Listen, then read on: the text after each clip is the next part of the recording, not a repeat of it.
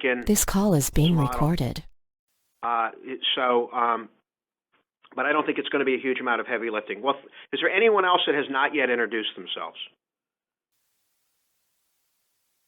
Okay, we've got a great group here this morning in Pacific time. Once again, my name is Jonathan Cohen, President and CEO of 2020 Gene Systems. We are based in Rockville, Maryland, just outside of our nation's capital in Washington, D.C. Rockville is often referred to as the home of the genome. We are not far from, actually, you can throw a rock and hit the parts of the NIH, the National Institutes of Health, the National Cancer Institute. We are not far from the Food and Drug Administration and some very large, well-known companies, including MedImmune, now owned by AstraZeneca, Human Genome Sciences, now owned by GlaxoSmithKline. So this is, I think, one of the country's top five hubs for life sciences. Our mission, the mission of the company, is to help bend the curve of cancer mortality in the United States and around the world through early detection. We believe that early detection of cancer is can perhaps have the most profound impact on saving lives. Whereas even the best therapies, the immunotherapies, the targeted therapies, are on average extending life for patients with advanced cancer by 4 months, 6 months, 8 months at a very high cost, often $10,000 a month. The impact of early detection can have a much more profound. You can literally cure cancer. You can save lives. You can cure patients through removing tumors before they spread. In general, cancer doesn't kill. Metastasis kill. So, for example, lung cancer, which has been for a number of years our focus, the 5-year survival rate of a patient with stage 1 cancer, and our assay, by the way, is detecting stage 1 at about 80% sensitivity, at 80% specificity. That's very good. The 5-year survival rate approaches 90% when a CT is used, based on published studies. If you wait until that patient presents with symptoms and is diagnosed with advanced stage 4 lung cancer, that survival rate goes from 90% to about 3 or 4%. So this is the key is to get that patient to surgery before the cancer has spread. That's the goal. And we do that. We have a test that right now it looks at both biomarkers and clinical factors. So part of our unique intellectual property, and I am a patent attorney by background, I will tell you, our special sauce, if you will, is combining biomarkers, and in our case, we are using protein biomarkers, not genetic. Even though you see the name gene in our name, we are not currently involved in next-gen sequencing or nucleic acid markers. We are focused on tumor antigens like CEA, CA125, AFP, and so on. And what we do is we take these markers and we improve them through analytics that combine clinical factors like age, gender, and smoking history with the value of the markers. And then leveraging machine learning, we have demonstrated that it gives us additional diagnostic accuracy. So that's the gist of our technical approach. We have, and we'll send anyone on the call and anyone that's submitted a gold sheet, our slide deck, and you'll see some of the data. We will be doing several webcasts in the next 6 weeks where we will do a deeper dive on the data. We'll have slides to show. So this is a very sophisticated group of the half dozen or so people. Virtually all of you have some background in either analytics or diagnostics. So we are certainly very proud of our data, and we believe it's compelling. Now, our commercial approach is in many ways binational. We have an entire, in essence, evolving business operation in China, and we are also operational here in the United States. Here in the States, we have a state and federally licensed lab under something called CLIA, CLIA, that is able to receive and run blood samples. So we actually get samples in, we analyze them, and we report the results. And the goal of the test is to identify patients that need to have a CT scan, a low-dose CT. So the paradigm is blood biomarkers followed by imaging, followed by biopsy, followed by surgery. And then you have a cure. That's the gist of it. And there's no different in China as in the United States. In addition to lung cancer, we are committed to introducing in the United States the first pan-cancer test, pan meaning many cancers, one tube of blood, several cancer types. This type of testing is widely done every day in East Asia, in Japan, Korea, Taiwan, China, at what are called health check centers. Some of you may be familiar with health check centers. You may go yourself, or you may have family members that go to health check centers. And they are institutions that are typically either hospital-based or private, where patients will go for anywhere from 3 hours to a full day, and they get extensive blood work and imaging, and they screen for cancer. We recently signed an agreement with one of the largest, well, not the largest, one of the most reputable hospital groups in Taiwan to license machine learning algorithms built with data from about 40,000 patients screened at their center over about a dozen years. And they published their study of the analysis of this work in late 2015. I'm happy to send you the publication. It will be part of our due diligence package, which I'm beginning to update ProCedar for those of you who use ProCedar. We have our own deal room on Microsoft OneDrive, but they published the results, and then we partnered with them to build machine learning algorithms, and we've already demonstrated that those improve what is already actually not bad results for several cancers, including liver cancer and prostate cancer. So lung cancer and then pan cancer are the two product areas that we're focused on. We also recently signed a commercial agreement with a startup company in Shanghai to market our first algorithm, which is a lung cancer test algorithm. They have a lab, and they're going to use our analytics in their lab, and we have an economic model with this company. They were introduced to us by Ping On. Ping On invested in our company last year, $2 million. They're also apparently going to be investing in this startup company, and they introduced us to them. So I think I've covered a good amount of ground. I think now would be a good time to pause for any questions from anyone on the call.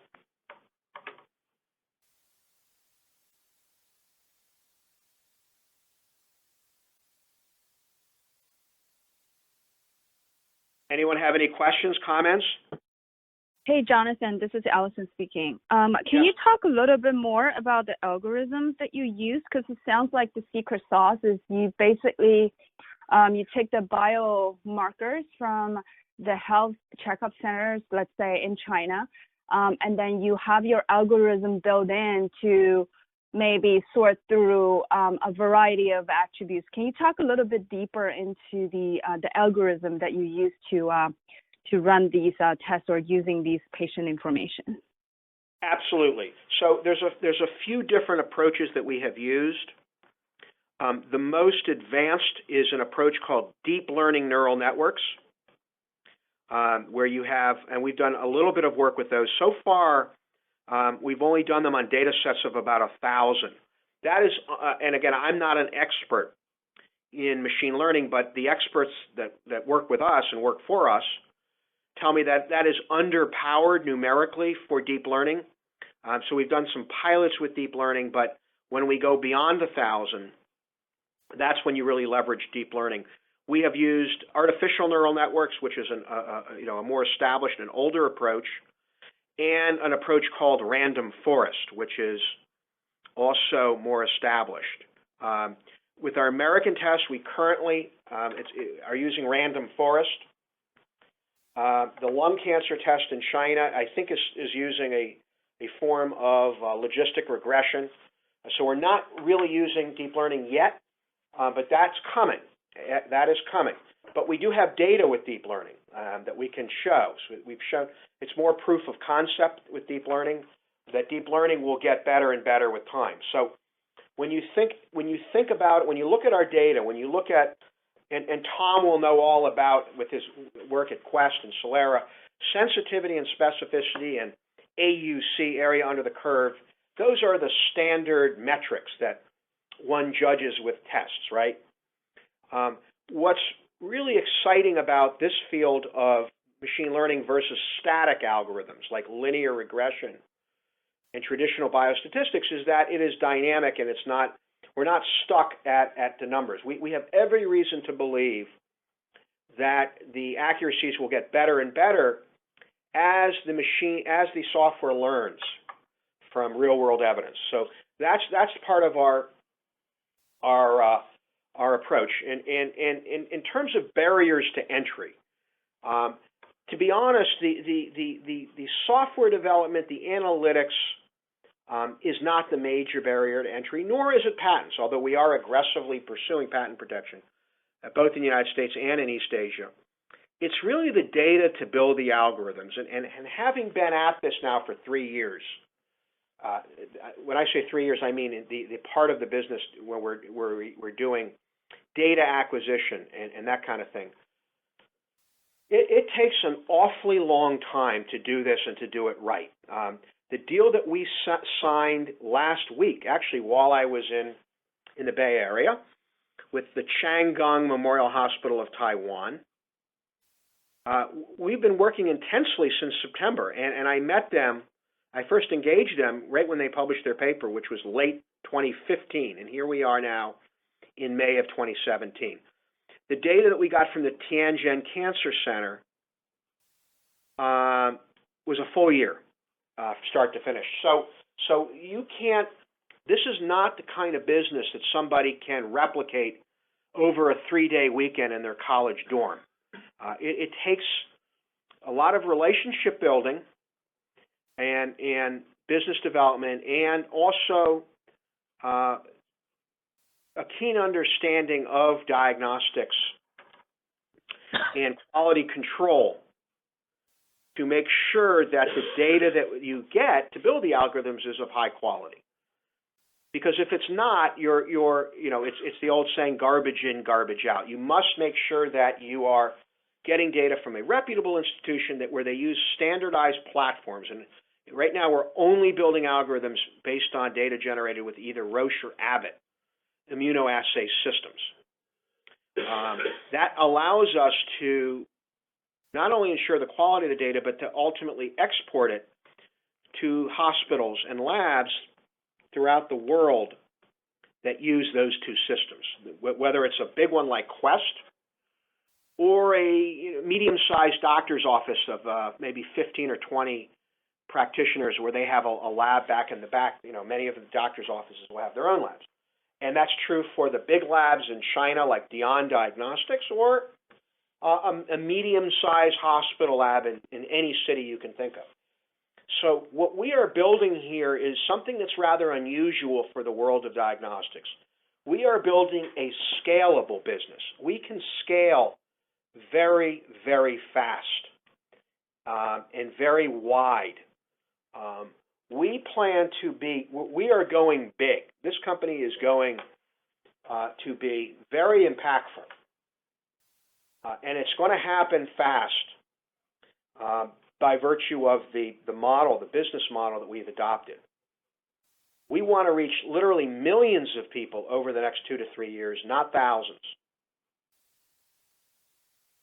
Hey, John, a quick question here. Maybe you did allude to this and perhaps I missed it, but how big is your training data set, and how big you need it to be to achieve a level of confidence where the false positives or the false negatives are within the acceptable ranges. Right. Okay, so right now, as of today, we have 3 tests and algorithms. It may expand to another set of them in the next month based on a European relationship. But what we have today in hand, either that we've internally developed or that we've acquired, are 3. And there is an American lung cancer test and algorithm, which is for screening patients that have not yet gotten a CAT scan. There's a Chinese lung cancer test and algorithm for patients that have already gotten a CAT scan but have ambiguous nodules. And then there's the pan-cancer test that we acquired, in essence, from this very reputable medical group. It's a medical school, a teaching hospital in Taiwan, right? So they're all 3. In the case of the American test, it was about I think about 600 training and 400 validation, blinded. Okay. In the case of the Chinese one, we did what's called internal cross-validation. In other words, there was not an independent, and when I say an independent test set, I'm talking about a separate institution. So the gold standard is that your training set and your testing set come from 2 different places. That's not easy to achieve. I mean, but in the American test, because we had a lot of our own samples, it was 2 different institutions. The training set came from a vendor that we buy samples from, and the test set came from the Cleveland Clinic, and it was blinded. Unfortunately, we have not yet gotten a separate set in China, so all of our data came from the Tianjin Cancer Institute, a very reputable center, but we did a form of validation, which I believe is scientifically acceptable, known as internal cross-validation, sometimes referred to as bootstrapping for the analytical people on the call, where you take 70%, you build your algorithm with 70% of your data, and then you leave out 30%. It doesn't have to be 70-30, it could be 80-20. And then with software, you do that 100 times, different ways, and then you average them out. So the Chinese data set was validated with an internal cross-validation. The American was external. The Taiwanese data is also based on and again, this was work they did, and I can send you the publication initially. I think they are validating it based on a second.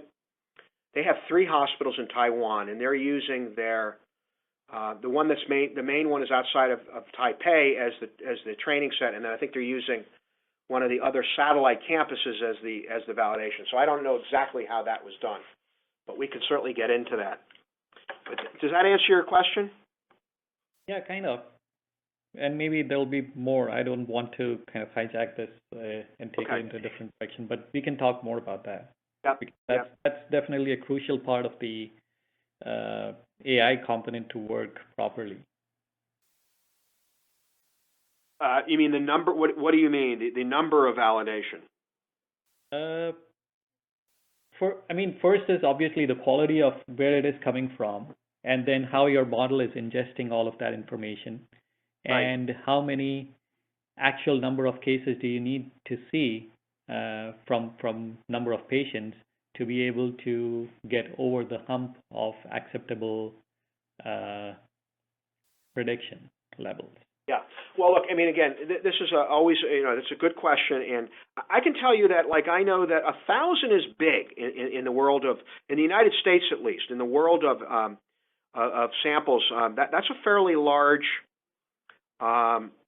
number. I know that Peter Mazzone from Cleveland Clinic, who's our collaborator there, and he's the head of the lung screening committee of the American College of Chest Physicians. So he thought that was a very good number. 1,000.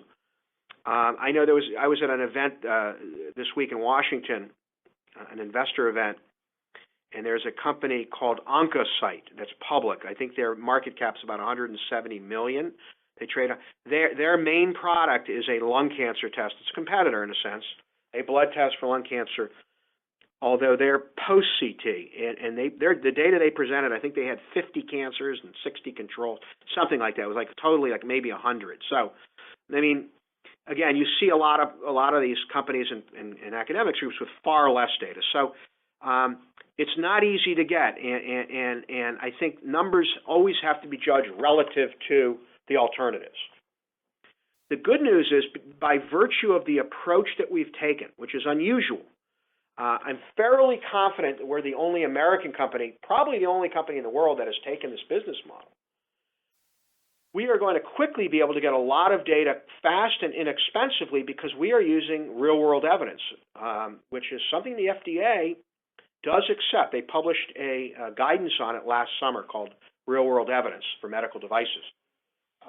So this is an acceptable approach. So we're going to be getting a lot of data. The Shandong Hospital, for example, they get about 25 patients a day. So their data set is growing every day.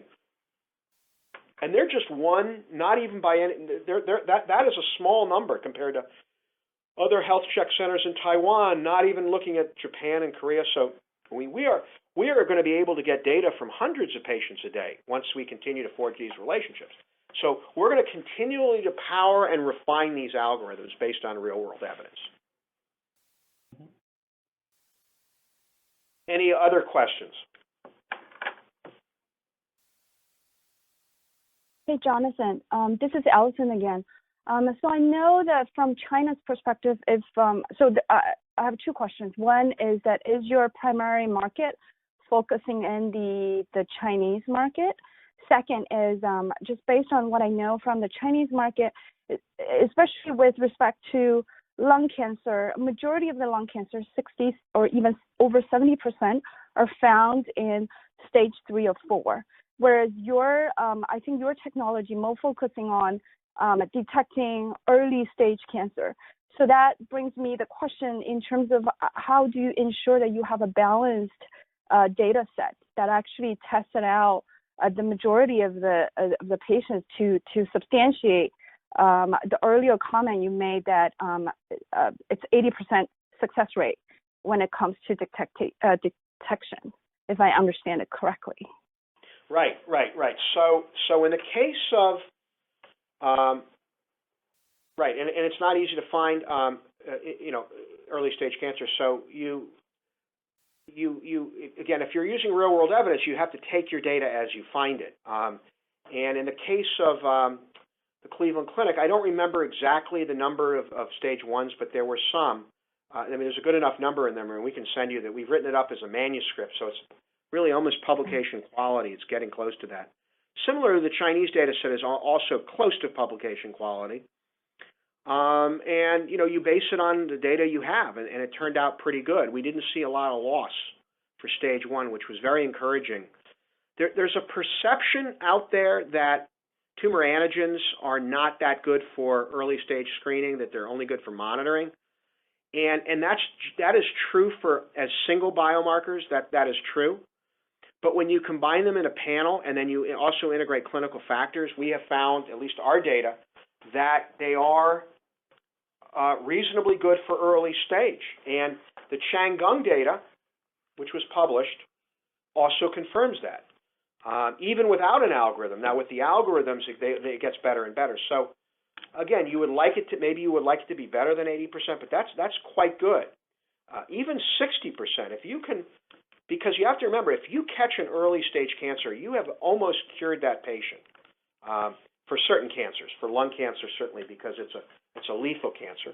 Prostate cancer is more complicated and more controversial. But for certain cancers, that is really quite good. And you just make sure that you have enough data to have a statistically significant finding. One more question here, John.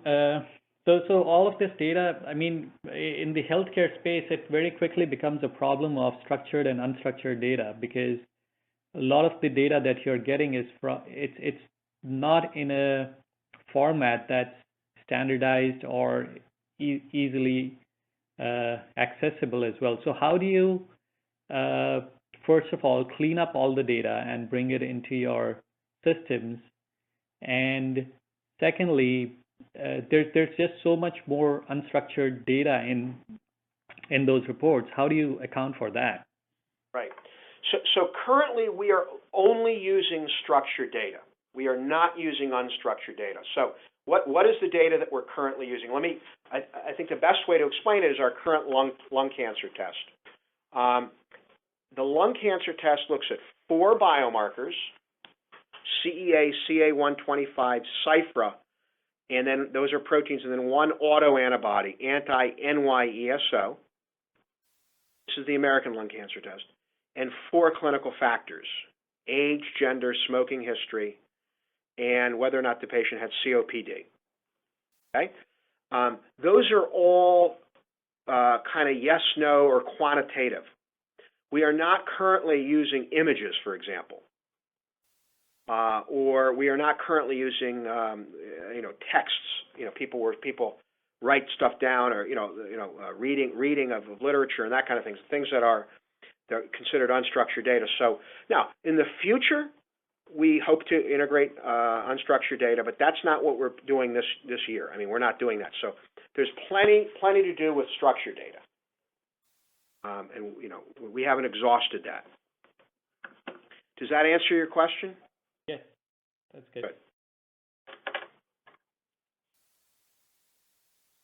Other questions?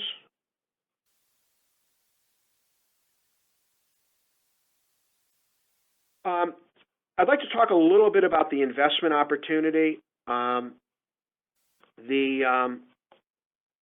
company has raised in our Series A preferred about $4.5 million, a little over $4.5 million. We have a new term sheet which I will send to anyone that's interested. It is built around the Maryland Tax Credit Program, the most aggressive investor incentive in the country, where investors that apply in a timely manner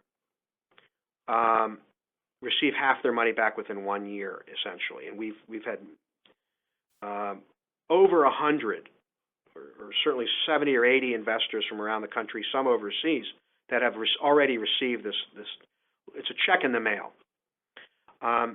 The catch is that it's first come, first serve, and the application process gets underway on the morning of July 1st.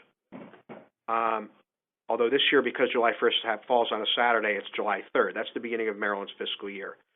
There's a lot of preparatory work that goes into the process ahead of that date. So we are asking for investor expressions of interest, not a commitment, early, so that we can then send you the paperwork for consideration. I will not go in on this call to all of the details, but we ask people to indicate their expression of interest or lack thereof, if that's the case. If you're sure that this is not your time for 2020, let us know that, so that we can triage and prioritize. I'm thankful we've done very well we've always done well with Keiretsu, and we're doing just as well this year. We have not gone back to Keiretsu in over a year. Last year we were not qualified for the tax credit, but a legislative change now made us eligible, and that was signed into law only last week. So we anticipated it, we saw it coming and prepared for it, but we're now back in the game 1 more year, and then we will then move on to what will probably be a small IPO, most likely under a new type of IPO called Regulation A. And the reason we're interested in that is because the market caps of our peers, including the company Oncocyte that I told you about, they're trading at about $170 million pre-revenue. Our competitor, a company called Oncomune, that was done a side-by-side comparison by the Cleveland Clinic. Our test significantly outperformed them. I think their market cap is $80 million as of a couple weeks ago. So the market caps for cancer detection, cancer screening companies is very, very high. And that's not the only reason, but it's certainly one reason. So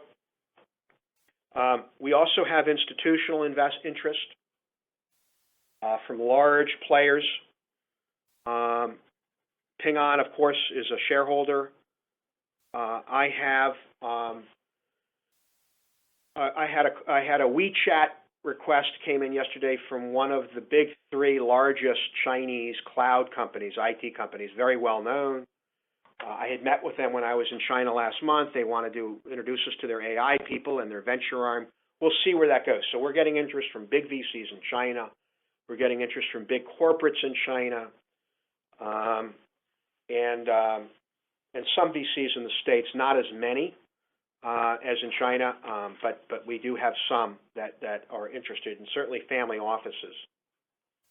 So we do ask for, if you could, after the call, ask for any information that you think you need. We'll try to get, I will work hard to get that due diligence report done, but if we can't get you the official Keiretsu due diligence, we can give you access to our deal room on OneDrive, and I think I will try to get it up on Procedure, but I have it ready to go on OneDrive.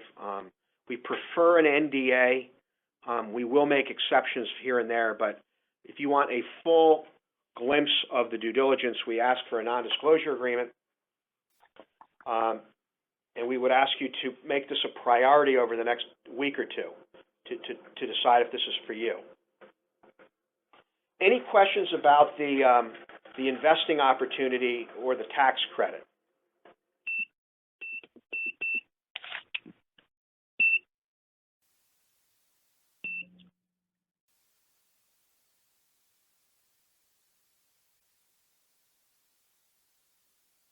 Okay, or anything else? Does anyone have any questions about anything that I've covered so far?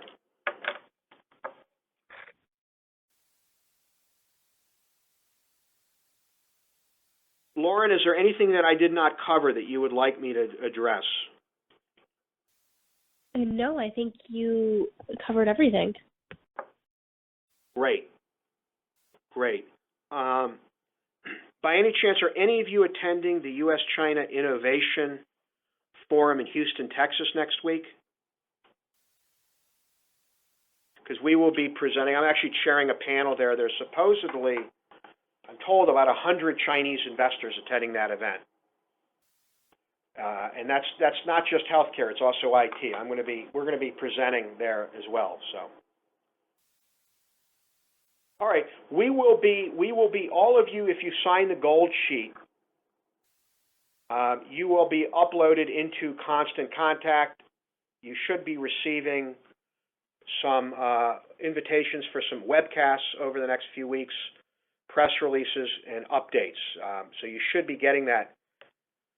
If there's anyone on the call that did not sign the gold sheet, let me know. Today, you can send me an email. My email address is jcohen, Jcohen, at 2020gene.com. That's 2020gene.com. You can reach me on my mobile number is 301-379-2020. You can call or text me on that number. I am also, for those of you on WeChat, I have WeChat ID and all that. So once again, if you would let us know one way or the other if you're interested, even if you have more due diligence and you want to still ask questions, that's fine. We just like to know how to prioritize, because there's a process that the state of Maryland requires for investors to qualify. It's straightforward. We've done it for years, but we do need time to prepare for July 1st.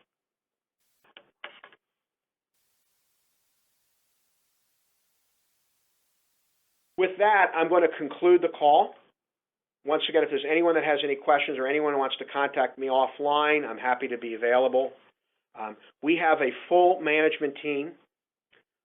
They're not on this call other than Tom, who's joining me, but if anyone would like to talk directly to our scientists, our life scientists, or our data scientists, we can arrange that. If you want to do a deeper dive on the science, the data, that we can arrange that as well.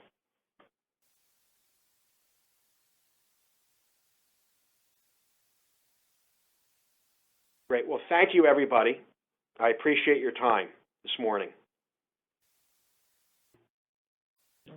Thank you. Thanks, John. Thank you very much. Thank you.